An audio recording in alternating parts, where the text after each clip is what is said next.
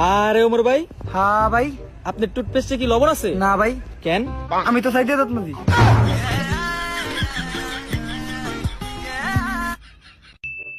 হন, যদি 1 কেজি মরিচের দাম 30 টাকা হয়, তাহলে 3 কেজি মরিচের দাম কত? ভাই এটা আমি পারি, 90 টাকা। দোকানদার কি তোর দুলা ভাই লাগে যে 1 কেজি মরিচ তোর 30 টাকায় দিব?